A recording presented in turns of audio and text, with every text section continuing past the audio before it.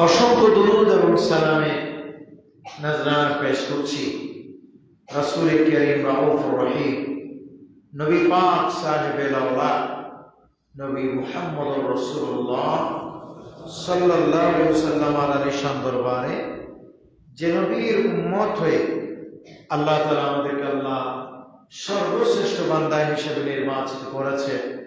সকলে উচ্চস্বরে মুহাব্বতে বলুন আবারও আলহামদুলিল্লাহ। সম্মানিত হাজির, আজ আমরা মহাগ্রন্থ কুরআনুল কারীমের সূরা আল বাকারা 185 নম্বর আয়াতে গুরুত্ব মাহাত্ম্য একটু জোরে বলি সুবহানাল্লাহ।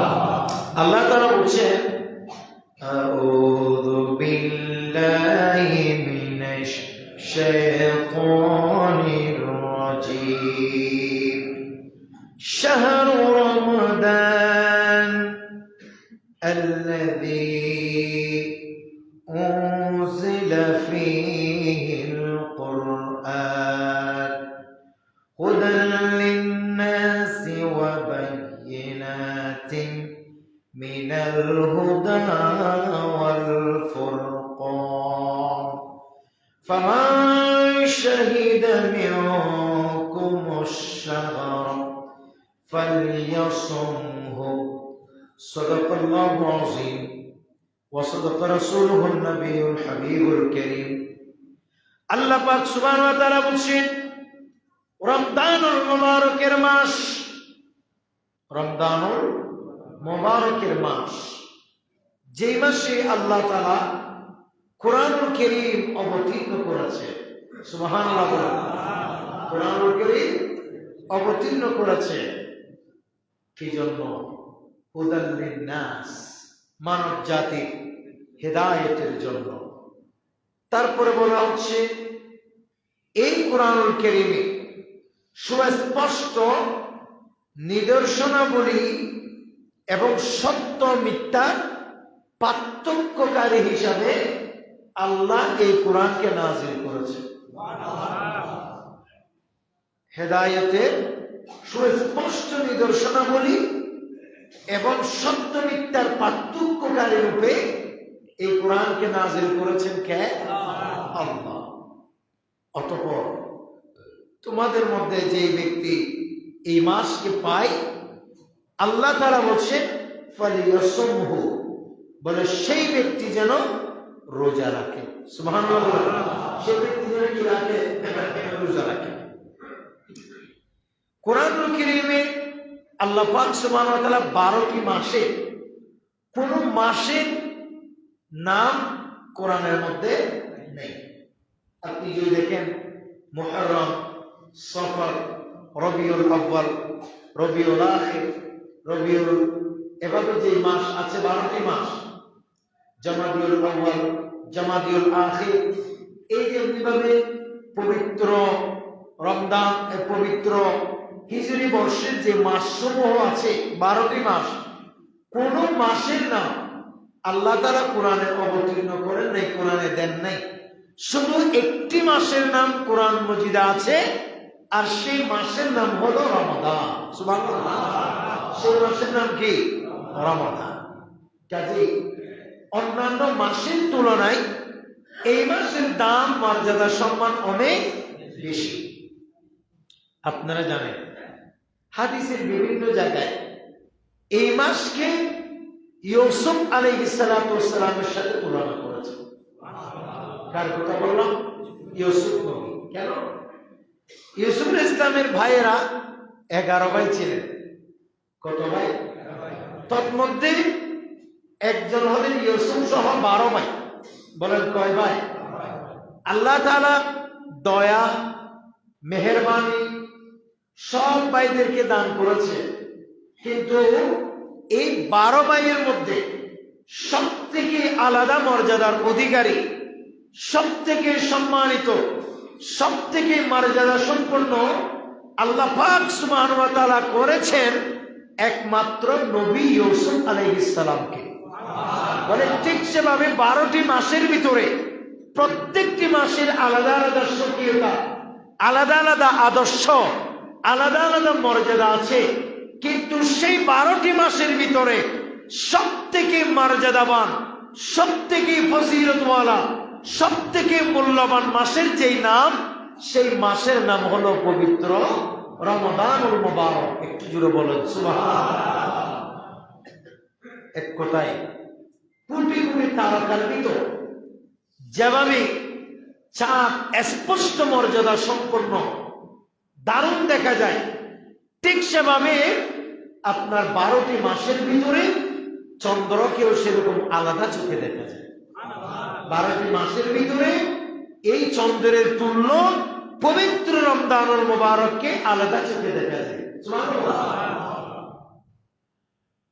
একেবারে ঠিক 12 ভাইয়ের ভিতরে ইউসুফ আলাইহিস সালামের সামনে যেভাবে শুধু ইউসুফ জ্বলে, বাকিদেরকে আর বোঝা যায় না, দেখা যায় না, ঠিক সেভাবে 12 মাসের ভিতর 11 মাসকে দেখা যায় না রমজানুল মুবারকের আলোর ঝলকের কারণে। এই রমজানের কেন দাম, কেন সম্মান, কেন মর্যাদা? আল্লাহ বলেন আল্লাযী উনজিলা ফীহিল কুরআন, কারণ এই মাসে আল্লাহ তাআলা কোরআনুল কারীম অবতীর্ণ করেছেন। আরেকটু জোরে বলেন না সুবহানাল্লাহ। তো কোরআন অবতীর্ণের মাস হলো কোন মাস? মাহে রমজান। একটু জোরে বলি সুবহানাল্লাহ। কোরআন অবতীর্ণ করেছে। এই যে কোরআনে কি অবতীর্ণ শেষ রোজা, কোরআন রমজানুল মুবারকের মাসে কি কোরআন নাজিল শেষ হয়ে গেছে? কোরআন নাজিলের প্রধানত 3টি ধরন পাওয়া যায়। কয়টা ধরন বললাম? 3টি ধরন। 3বার নাজিল। কোরআন নাজিলের 3টি স্টাইল, 3টি ব্যবস্থাপনা। কোরআন নাজিল আল্লাহ তাআলা 3 ভাবে করেছে। এক তো হলো আল্লাহ এক তো নাজিল করেছেন লাইলাতুল বরাত। আরো জোরে বলেন কোন মাসে? শাবান মাসে লাইলাতুল বরাত। দ্বিতীয়ত কোরআন নাজিল করেছেন আল্লাহ শবে কদরে, লাইলাতুল কদরে। কয় রাত হলো? 2 রাত। আবার তৃতীয়ত যে কোরআন নাজিল হয়েছে রাসূল কারীম সাল্লাল্লাহু আলাইহি ওয়াসাল্লামের 40 বছর থেকে শুরু করে 63 বছর পর্যন্ত, অর্থাৎ আল্লাহর এই কোরআন পরিপূর্ণ দুনিয়াতে আসতে সময় লেগেছে বরাবর 23 বছর। আরো করে বলে না কয় বছর? 23 বছর। তাহলে কিভাবে? 3 ভাবে কিরকম? এক ব্যাপার আল্লাহ বলেন ইন্না আনজালনাহু ফি লাইলাতিন মুবারাক। একটু জোরে বলুন সুবহানাল্লাহ। আল্লাহ পাক সুবহানাহু ওয়া তাআলা বলেন কুরআনুল কারীমকে আমি বরকত মণ্ডিত রাতে নাযিল করেছি। সুবহানাল্লাহ। কিসের রাত? বরকত মণ্ডিত রাত। এখানে লাইলাতুল মুবারাকা, বরকত মণ্ডিত রাত বলতে আল্লাহ কি বুঝিয়েছেন? মুফাসসিরিনে কেরাম বলেছেন এই আয়াতে লাইলাতুল মুবারাকা বলে লাইলাতুল নিসফে মিন শাবান তথা লাইলাতুল বরাতকে বুঝিয়েছেন। উচ্চ আওয়াজ বলুন সুবহানাল্লাহ। লাইলাতুল বরাতে কোরআন নাযিল হয়েছে। অপর আয়াত আল্লাহ বলেন বিসমিল্লাহির রহমানির রহিম ইন্না আনজালনাহু ফি লাইলাতিল কদর। সুবহানাল্লাহ। আল্লাহ বলেন নিশ্চয়ই আমি এই কোরআন নাযিল করেছি কদরের রাতে। এটা কিভাবে? বলে হ্যাঁ, কদরের রাতে কোরআন নাযিল হয়েছে। তো রাত কয়টা পাওয়া গেল? মুফাসসিরিনে কেরাম বলেছে ইসমাইল হকি তাফসীর রুহুল বায়ানে বলে এখানে লাইলাতুল বরাতে যে কোরআন নাযিল হয়েছে সেটা হচ্ছে আল্লাহর কুদরতের এলম থেকে এই কোরআনকে একসাথে লৌহে মাহফুজে রাখা হয়েছে। আল্লাহর কুদরতের এলম থেকে, আল্লাহর কুদরতের সিনা থেকে এই কোরআনটা লৌহে মাহফুজে রাখা হয়েছে। যুগ যুগ ধরে, হাজার হাজার লক্ষ লক্ষ বছর, আল্লাহ যতদিন চাইছে তত বছর। এই জন্য আল্লাহ বলেন বাল হুয়া কুরআনুম মাজিদুন ফি লাওহিম মাহফুজ, বলে এই কোরআন এটা লৌহে মাহফুজে সংরক্ষিত ছিল। এই যে লৌহে মাহফুজে আসছে এই কোরআনটা, এটা এখান থেকে উঠে নাই, এটা আল্লাহর কুদরতি এলম থেকে আসছে। এই যে আসছে যেটা, সেটা ছিল লাইলাতুল বরাতের রাত। কিসের রাত? দ্বিতীয়ত আল্লাহ বলেন কোরআনকে আমি নাযিল করেছি কদরের রাত। তো কদরের রাত, কদর এটা কোন মাসে? বলেন কদর কোন মাসে? রমজান মাসে। এই কোরআনুল কারীম ওই যে লৌহে মাহফুজ থেকে এই কোরআনকে একসাথে 70,000 ফেরেশতা জুলুস সহকারে লৌহে মাহফুজ থেকে রমজানুল মুবারকের লাইলাতুল কদরের রাতে এই কোরআনকে প্রথম আসমানে আনা হয়েছে। আরো জোরে বলেন। এজন্য আল্লাহ বলেন ইন্না আনজালনাহু ফি লাইলাতুল কদর, বলে লাইলাতুল কদরের রাতে এই কোরআন নাযিল হয়েছে। এখানে কোরআন নাযিল হয়েছে মানে ওই লৌহে মাহফুজ থেকে আল্লাহ দুনিয়াতে পাঠাইছে কোরআনকে। বলেন আল্লাহু আকবার। আর দুনিয়ার আসমানে পাঠাইছে। তাহলে কয় প্রকার গেল? 2 প্রকার। এই জন্য এখানে আল্লাহ পাক সুবহানাহু ওয়া তাআলা কোরআনের কোন কোন আয়াতে নাযালনা বলেছে, কোন কোন আয়াতে আনজালনা বলেছে। আনজালনা মানে একসাথে নাজিল হওয়া। লাইলাতুল বরাতের কথা যখন বলেছে আল্লাহ আনজালনা বলেছে, ইন্না আনজালনাহু ফি লাইলাতিন মুবারাকা। লাইলাতুল কদরের কথা যখন বলেছে তখন বলেছেন ইন্না আনজালনাহু ফি লাইলাতুল কদর। আনজালনা বলেছেন, আনজালনা মানে একসাথে নাজিল হওয়া। সুবহানাল্লাহ। তার মানে 2 রাতে কোরআন একসাথে নাজিল হয়েছে। আর ওই যে প্রথম আসমান থেকে ধীরে ধীরে 23 বছরে আমার নবীর উপরে, ধীরে ধীরে 23 বছরে রাসূল করিম সাল্লাল্লাহু তাআলা আলাইহি ওয়াসাল্লামের উপরে এই কোরআন নাজিল হয়েছে 23 বছরে। এই জন্য দুনিয়াতে কোরআন নাজিলের বিষয়ে আল্লাহ তাআলা কোরআনে নাযালনা বলেছেন। একটু জোরে বলুন সুবহানাল্লাহ। নাযালনা মানে আস্তে আস্তে নাজিল হওয়া। আল্লাহ আমাদেরকে কবুল করুন, আমিন। আল্লাহ বলেন এই মাস দামি মাস, কারণ এই মাসে পবিত্র কোরআন নাজিল হয়েছে মানব জাতির হেদায়েতের জন্য। সুবহানাল্লাহ বলেন। মানব জাতির কিসের জন্য? হেদায়েতের জন্য। এই কোরআন, এই যে আমরা দেখছি, শুধু এটা খতম পড়ার জন্য না, শুধু এটা তারাবি পড়ার জন্য না, শুধু এটা রমজানুল মুবারকে হুজুর দিয়ে নিজে পড়তে না পারলে হুজুর দিয়ে খতম শেষ করার জন্য নয়। এই কোরআন এটা আল্লাহ নাজিল করেছেন সমগ্র মানব জাতির হেদায়েতের জন্য।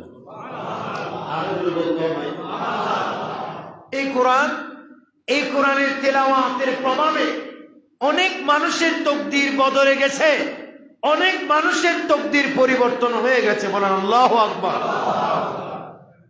যেমন হযরতে, আমি যদি আপনাদেরকে বলি, দেখা যায় যে রাসূল করিম সাল্লাল্লাহু আলাইহি সাল্লাম মদিনা শরীফ হিজরত করেছে। কোথায় হিজরত করেছে? মদিনায়। হিজরতের আগে সাহাবায়ে কেরাম কিন্তু প্রথম হিজরত করেছিলেন হাবশায়। কোথায়? হাবশা। হাবশাতে হিজরত করেছিলেন। এই হিজরত সময় বেশ কয়েকজন সাহাবী নির্যাতন সহ্য করতে না পেরে, কাফেরদের নিপীড়ন সহ্য করতে না পেরে সাইয়েদনা উসমানের জন্য হযরত উসমানের রাদিয়াল্লাহু তাআলা এর নেতৃত্বে তিনারা সকলে চলে গেলেন হাবশাতে। কাফেরদের যন্ত্রণা সহ্য করতে না পেরে কোথায় চলে গেলেন?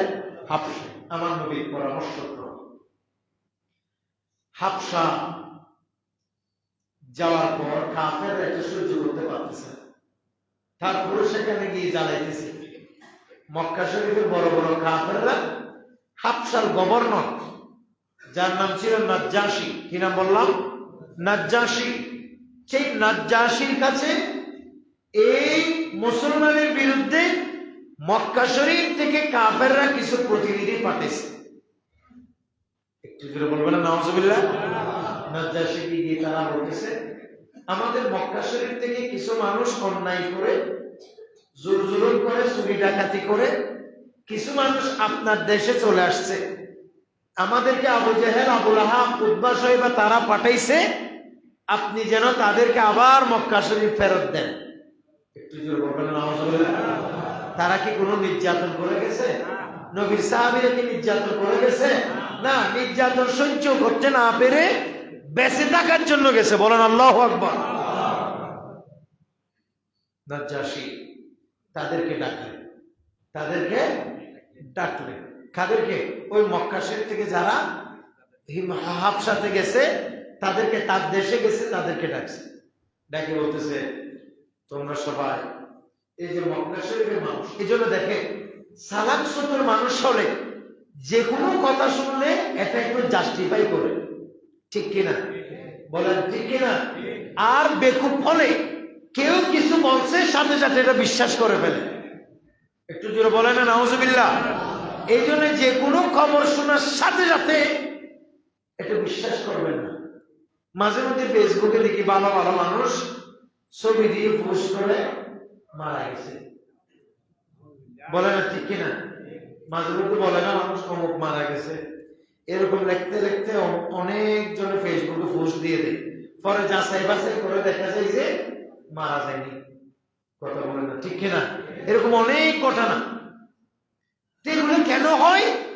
কারণ এত বেকুবরে ফেসবুক চালায়, এমন এমন অযথা বেকুব বলদ, এত বড় বড় জাহেল মূর্খ আছে, একে যে কেউ কিছু বললে এর সাথে সাথে সেটা বিশ্বাস করে। বলে না নাউজুবিল্লাহ।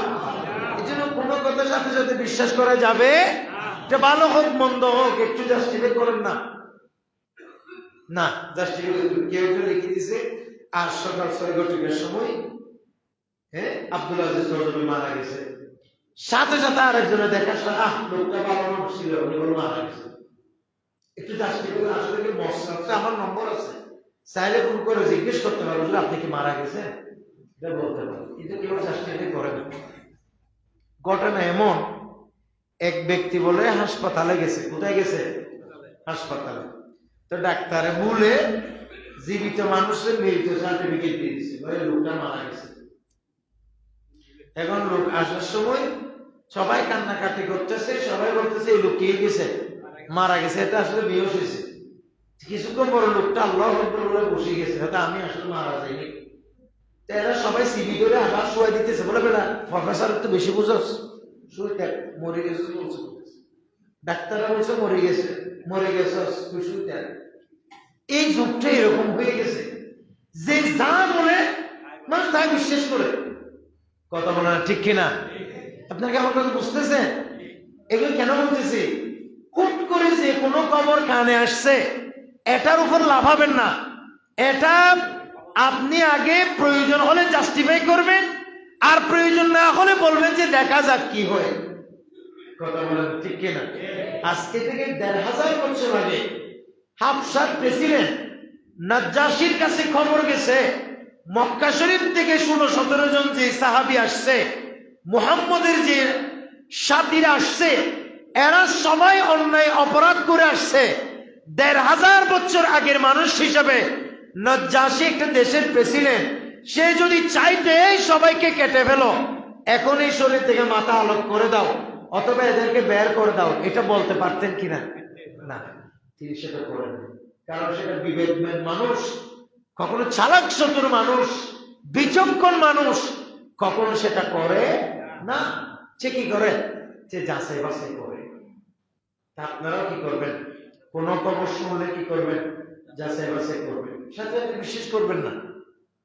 বড় ফিতনার যুগ চলতেছে, যে যা বলে তাই বিশ্বাস করে। একটু জোরে বলেন না নাউজুবিল্লাহ। ভালো কথা হলে তো বেশি প্রচার হয় না, মন্দ কথার সাথে সাথে কি যায়? প্রচার হয়ে যায়। এই জন্য খারাপ কথা মানুষ বেশি বিশ্বাস করে। কোন কথা আসলে নাজ্জাশী যেরকম যাচাই করছে, আপনারাও যাচাই করবেন, এটাই বিচক্ষণতা। একটু জোরে বলবেন সুবহানাল্লাহ। এই নাজ্জাশী বৈঠক বসছে রাজদরবারে, সবাইকে, সাহাবী যারা মক্কা শরীফ থেকে তার দেশে গেছে, হাবশায়, তাদের সবাইকে ডাকছে। তোমাদের ব্যাপারে তো মক্কা শরীফ থেকে অভিযোগ আসছে, তোমরা নাকি সেখানে অন্যায় অপরাধ করে আসছো, তোমাদেরকে তো এখন ফেরত দিতে বলতেছে, তোমরা কি বলো?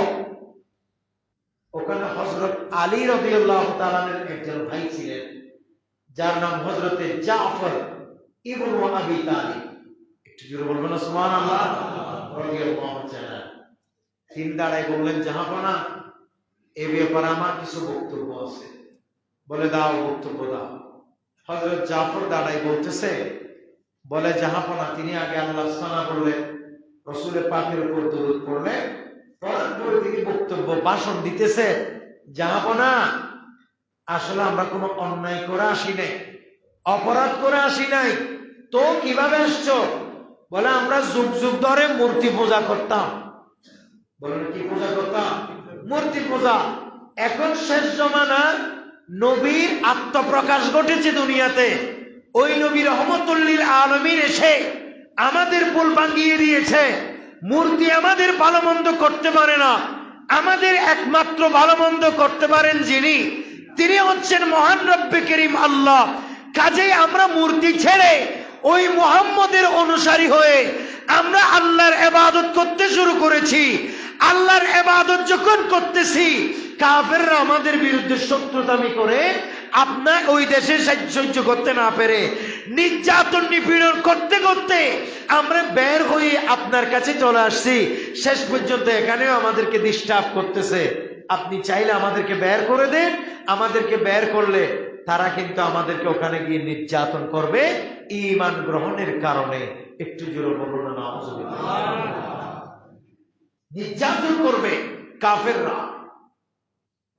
প্রিয় ভাইয়ের আমার, ওই যে নাজ্জাশী রাদিয়াল্লাহু তাআলা, যিনি এই কথা শোনার সাথে সাথে হযরত জাফর ইবনু আবি তালিব রাদিয়াল্লাহু তাআলা কে বললেন, এ জাফর, তুমি যে বললা মুহাম্মদের উপরে আসমানি কিতাব নাজিল হয়েছে, তুমি দেখি আমাকে একটু তেলাওয়াত করে শোনাও। আরেকটু জোরে বলেন, তুমি একটু কোরআনটা তেলাওয়াত করে শোনাও। তিনি সে সময় আল্লাহর কোরআনে সূরা মারইয়াম, কি বললাম? সূরা মারইয়াম শুরু থেকে তেলাওয়াত করে শোনাচ্ছেন। আর কোরআনুল কারীমের আকর্ষণে, কোরআনের তাসিরে বাদশা নাজ্জাশীর দুই চোখ থেকে এদিকে তেলাওয়াত চলতেছে জাফর ইবনে আবু তালিবের জবানে, আর এদিকে নাজ্জাশী চোখ থেকে পানি পড়তে পড়তে বুক ভিজে যাচ্ছিল। নাজ্জাশী কোরআনুল কারীমের তেলাওয়াত শুনে জাফর ইবনে আবি তালিবের বুক ভিজে যাচ্ছিল আল্লাহর কোরআনের তাসিরে। ওই নাজ্জাশী বললেন, ও মক্কা শরীফের কাফেররা, তোমরা সময় থাকতে তোমরা পালিয়ে যাও, নয়তো তোমাদের অবস্থা খারাপ হবে। আমার এই রাষ্ট্রে মুহাম্মদের যারা অনুসারী আসছে, আমি ওপেন করে দিলাম, সারা মক্কার মুসলমান যদি আমার হাত সাথে চলে আসে, আমি সবাইকে নিরাপদে থাকার ব্যবস্থা করে দেব। শুধু তাদেরকে নয়, সবাই আসলে সবাইকে আমি টাকার ব্যবস্থা করে দেবো। বলেন আল্লাহু আকবার। কিসের প্রভাব? কোরআনের। বলেন কিসের প্রভাব? কোরআনের প্রভাব। এই জন্য আল্লাহ বলেন, হুদাল লিন্নাস, এই কোরআন আমি নাজিল করেছি একমাত্র মানুষের হেদায়েতের জন্য। বলেন আল্লাহু আকবার। এই জন্য কোরআনুল কারীম শুধু মানুষ মারা গেলে পড়বেন সেটা নয়, অথবা সকাল বিকাল পড়বেন সেটাও নয়। আল্লাহর কোরআন নিজেকেও পড়তে হবে, মানুষদেরকেও তেলাওয়াত করে শোনাইতে হবে। এমনকি একদম কাউকে যদি তেলাওয়াত করে নাও শোনান, নিজের স্ত্রীকে বসাইয়া আল্লাহর কোরআনুল কারীম তেলাওয়াত করে শোনাবেন। এটা হলো রাসূলুল্লাহর সুন্নতে মুবারাকা। কোরআন তেলাওয়াত করবে, কারণ এই মাস, যে মাস আসছে, শাহরুর রমজান আল্লাযী উনজিলা ফীহিল কুরআন, এই মাস রমজানের মাস, এই মাসে আল্লাহ তাআলা কোরআন নাযিল করেছে। হুদাল লিন্নাস, এটা মানুষের হেদায়েতের জন্য, মানুষের হেদায়েতের জন্য, ওয়া বাইয়িনাতিন মিনাল হুদা ওয়াল ফুরকান, এবং এই কিতাবে হেদায়েতের যাবতীয় সুস্পষ্ট নিদর্শনাবলীও আছে। সত্য মিথ্যাকে পার্থক্য করার মতো এরকম এবিলিটি এই কিতাবের মধ্যে আছে। কাজেই ফামান শাহিদা মিনকুমুশ শাহর ফালিয়াসুমহু, এই যখনই তোমরা এই মাস পাও, এই মাস মানে কোন মাস? কোরআন নাযিলের মাস, রমজান মাস। যখনই তোমরা পাবে এই মাসে রোজা রাখবে। সুবহানাল্লাহ বলেন, আরেকটু জোরে বলেন না সুবহানাল্লাহ। এই জন্য সুস্থ বিবেকবান সমস্ত মানুষের জন্য, মুসলমানের জন্য মাহে রমজানুল মুবারকে রোজা রাখা কি ফরজ? বলে নাকি ফরজ? এই জন্য এটা নিয়ে সুমু করা যাবে। অনেকদিন করছি আমরা সুমু, আর একটা জিনিস মনে রাখবে, আল্লাহ বলেছে তোমাদের মধ্যে আমানু ওয়া আমিলুস সালিহাত, তোমাদের মধ্যে যে ঈমান এনেছে, নেক কাজ করেছে, তাজরি মিন তাহতিহাল আনহারু খালিদিনা ফিহা, যে ব্যক্তি নেক কাজ করেছে ওই ব্যক্তি আল্লাহর জান্নাতে অবস্থান করবে, যেই জান্নাতের নিচে ঝর্ণা প্রবাহিত রয়েছে। কি প্রবাহিত রয়েছে? ঝর্ণা। ঠিক কিনা? কিন্তু রোজার ব্যাপারে আল্লাহ কোরআনে এটা নেই। রোজার ব্যাপারে শুধু এটা বলে আল্লাহ শেষ করে নাই, বরং সহিহ বুখারীর হাদিস আসছে, আমার নবী বলেন আস-সাওমু লি ওয়া আনা আজজি বিহি, যে রোজা এটি আমারই, আমি আল্লাহ নিজেই তার প্রতিদান দেব। আরেকটু বলবেন সুবহানাল্লাহ। দেখেন, নামাজ পড়লেন, নামাজ আমার, আমি নিজে প্রতিদান দেব, এই কথা বলে নাই। বলেছেন নামাজ পড়লে জান্নাতের ব্যবস্থা হয়ে যাবে। এমনকি হজ করলে আমি আল্লাহ নিজের হাতে তার প্রতিদান দেব, সেটা বলে নাই। বরঞ্চ এটাই বলেছেন, যে ব্যক্তি বিশুদ্ধ হজ করবে আমি আল্লাহ তার জান্নাত দিয়ে দেব। যাকাত দিলে আমি আল্লাহ তার প্রতিদান দেব, সেই কথা বলে নাই। যাকাত দিলে আল্লাহ জান্নাত দিবে বলেছেন। বলেন আল্লাহু আকবার। কিন্তু একমাত্র ইবাদত যেটার নাম হলো রোজা, আল্লাহ বলতেছেন তোমরা রোজা রাখো আমার জন্য, আমি আল্লাহ এই রোজার প্রতিদান দেব। বলেন আল্লাহু আকবার। রোজার প্রতিদান সরাসরি দিবেন কে? আল্লাহ। এই জন্য রোজা রাখবে, অন্য ইবাদত নয়। অন্য ইবাদত তো সবসময় আছে, অন্য ইবাদত এই রোজার সমতুল্য, রোজার পরিমাণে এত ফজিলত, এত মর্তবা সম্পন্ন নয়। রোজা রাখা মানে আপনি আল্লাহ হয়ে যাওয়া। সুবহানাল্লাহ বলেন। কার হয়ে যাওয়া? কার হয়ে যাওয়া? আল্লাহ। তো যেখানে জান্নাত কার? আপনি যদি আল্লাহ হয়ে যান, জান্নাত তো আপনার পিছে পিছে দৌড়বে। সুবহানাল্লাহ বলেন। আমার নবীর একজন সাহাবী হযরত রবিয়া রাদিয়াল্লাহু তাআলা, রবিয়াকে একদিন আমার নবী বলতেছে, রবিয়া সাল, তাহাজ্জুদে আমার নবীকে ওযুর পানি ঢালিয়ে দিতেছে। সুবহানাল্লাহ বলেন। কিসে কিসে? তাহাজ্জুদে। তাহাজ্জুদে মাঝে মধ্যে নামাজের ওযুর পানি ঢেলে দিবেন, মাকে, বাবাকে, উস্তাদকে, আলেমকে, মুরব্বিকে, এগুলো সুন্নাহ। সুবহানাল্লাহ বলেন। এগুলো বুজুর্গদের নিদর্শন। তো আমার নবী বলছে, রবিয়া সাল, চাও, তুমি কি চাইবে? তিনি বলতেছেন, ইয়া রাসূলুল্লাহ, ক্বালা আসআলুকা মুরাফাকাতাকা ফিল জান্নাহ। ইয়া রাসূলুল্লাহ, আমি কিচ্ছু চাই না আপনার কাছে, শুধু একটা জিনিস চাই, জান্নাতে আপনি নবীর সাথে থাকতে চাই। আমি শুধু আপনার সাথে থাকতে চাই। কারণ সে অনেক বিচক্ষণতার পরিচয় দিয়েছে।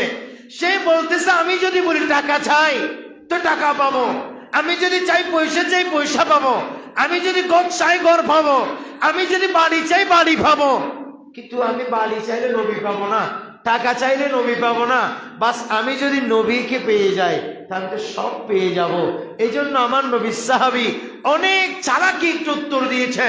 তিনি বলেন, ইয়া রাসূলুল্লাহ, আমি শুধু আপনি রাসূলকে চাই। আরো জোরে বলেন, আমি শুধু কাকে চাই?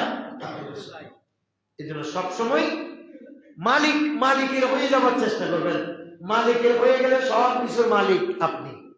সুবহানাল্লাহ বলবেন আপনারা। সবকিছুর মালিক আপনি। আপনারা জানেন একজন বাদশা তার নাম সুলতান মাহমুদ গজনবী। উমাইয়া বাদশাহ সুলতান মাহমুদ গজনবী তার একজন সহচর ছিলেন, সহকারী বা তার একজন উজির আজম। তিনার নাম ছিল হযরতে আয়াস রহমতুল্লাহ। অনেক বড় আলেম ছিলেন তিনি, উজির ছিলেন। একদিন বাদশাহ সুলতান মাহমুদ গজনবী মণি, মুক্তা, হীরা, জহরত যা আছে সবগুলার এরকম নিয়ে এভাবে ভাবে ছিটে দিচ্ছে মাঠে। বলে তোমরা যার যা লাগে এখান থেকে তোমরা কোটায় নিয়ে ফেলো। আপনারা কি আমার কথা বুঝতেছে? রাজা মানুষ, বাদশাহ মানুষ, মণি, মুক্তা, হীরা, জহরত যা আছে সব কোথায় দিতেছে? মাঠে। সবাই দৌড়ে দৌড়ে গিয়ে বলতেছে, নিতেছে, যে যা পারে নিতেছে। চকলেট দিলে মানুষ কি অবস্থা করে, ঠিক কিনা? খেজুর দিলে মানুষ কি অবস্থা করে? 210 টাকা করে ভাগ করে দিবে যে অমুক সাহেব শুধুমাত্র 10 টাকা করে ফ্রেশ একটা 10 টাকা নোট জাকাত দিবে। 10 টাকার জন্য কত মানুষ আর একজনের সিপাই করে মারা যাচ্ছে। কথা বলুন, ঠিক কিনা? যেখানে 10 টাকা, চকলেট, খেজুর এগুলো নেওয়ার জন্য মানুষ এত প্রতিযোগিতা করতেছে, তো যেখানে হীরা, জহরত, মণি, মুক্তা, স্বর্ণ এগুলো যখন দিচ্ছে, ছুটে মারতেছে, মানুষ এনে কেঙ্গুলি ভাল লাগে, পাগল হয়ে যাবো না? আপনারা বুঝছেন কথা বলে না, ঠিক কিনা? পাগল হবে কিনা?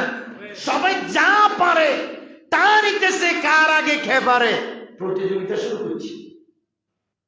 কাজে আয়াস সুলতান মাহমুদ গজনবীর পাশে ওনার গোড়ার লাগাম ধরে দাঁড়ায় আছে। সুবহানাল্লাহ বলবেন আপনারা? গোড়ার লাগাম ধরে কি করে আছে? দাঁড়ায় গেছে।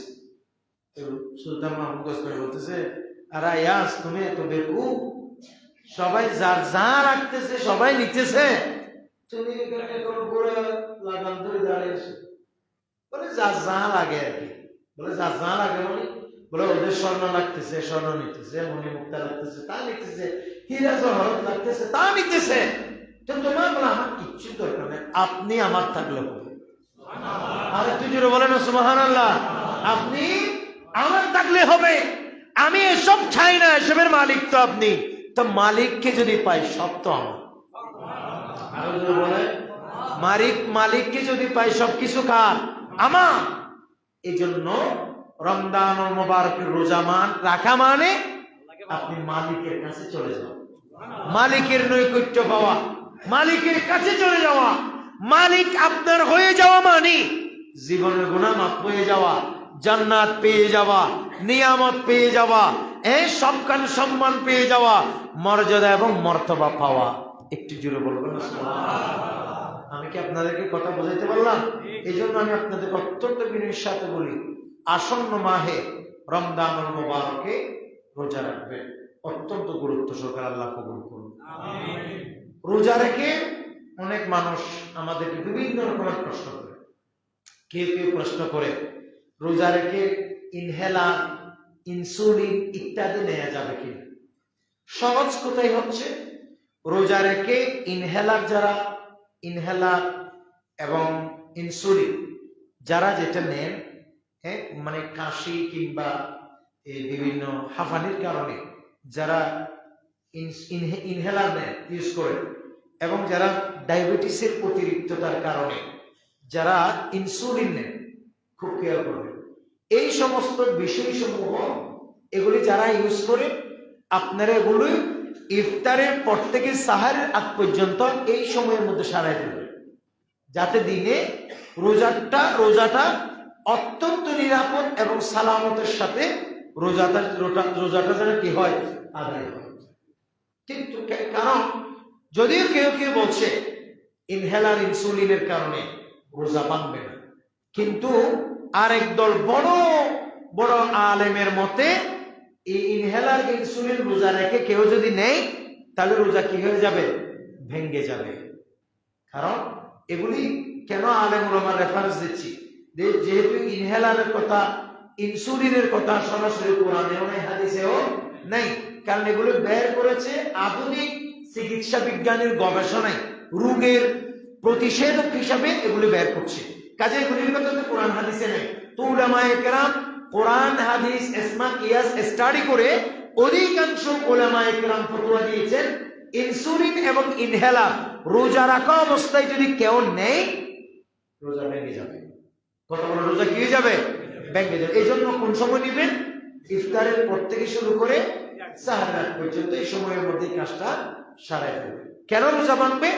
যেহেতু ইনহেলার যেটা সেটা হচ্ছে মুখের মধ্যে মারে, এটাতে একটা মেডিসিন আছে। এই মেডিসিন এটা পেটের মধ্যে গলা দিয়ে পেটে প্রবেশ করে, হোক না হাওয়া বাতাস, এটা শুধু বাতাস না, এখানের মধ্যে একটা কি আছে? বাতাসের সাথে বাষ্প জাতীয় একটা মেডিসিন সেখানে অবশ্যই আছে, এটা নিছক বাতাস নয়। এই জন্য এটা যেহেতু পেটে যাচ্ছে তার জন্য কি হয়ে যাবে? রোজা ভেঙে যাবে।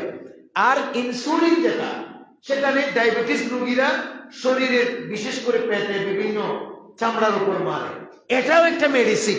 এটা যদিও সরাসরি মানে গলা দিয়ে পেটে পৌঁছাচ্ছে না, কিন্তু সেটা শরীরে দেওয়ার সাথে সাথে যেহেতু এটা একটা এনার্জির জন্য নেওয়া হয়, অতিরিক্ত যাদের ডায়াবেটিস বেড়ে যায় তারাই এই ইনসুলিন নেয়। কাজেই ওই সমস্ত মানুষেরা এটা নেবার সাথে সাথে শরীরের মধ্যে একটা অন্যরকম এনার্জি চলে আসে, শরীরের মধ্যে একটা শক্তি যোগান হয়। তো এটার কারণে সরাসরি গলা দিয়ে পেটে প্রবেশ না করলেও শরীরের বিভিন্ন শিরা উপশিরায় সেটার বিস্তৃতি ঘটে, যার ফলশ্রুতিতে রোজা ভেঙে যাওয়ার আশঙ্কা সবচেয়ে বেশি। এই জন্য ইনহেলার কিংবা ইনসুলিন যারা যেটা নেন এটা রাতের মধ্যে সারাই ফেলবেন। আল্লাহ যেন আমাদেরকে তৌফিক দেন। আর কেউ যদি দেখা যায় যে ইনসুলিন এবং ইনহেলার খামাখায় নিতেই হচ্ছে রোজা রাখা অবস্থায়, তাহলে রোজার ইজ্জত এবং এহতরাম এটাকে বলা হুকুম উজর।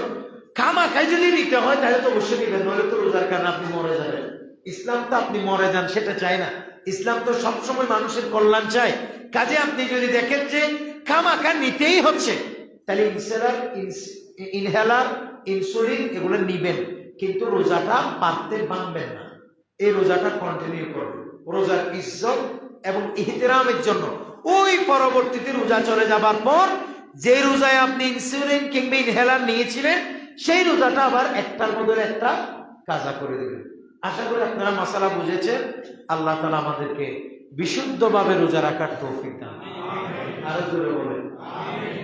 সবশেষে সম্ভবত আল্লাহ যদি কবুল করে আগামী জুমায় আমার আসার সুযোগ নাও হতে পারে, তবে আমি রোজার প্রথম দিন, কালকে যদি রোজার প্রথম রাত হয় ইনশাআল্লাহ তাআলা আমি আসবো। আল্লাহ যেন কবুল করে। আজকে পর্যন্ত প্রোগ্রাম মাহফিল আছে, আগামীকাল থেকে 20 তারিখ পর্যন্ত আমি মাহফিল রাখিনি। কারণ রাখিনি কেন? যে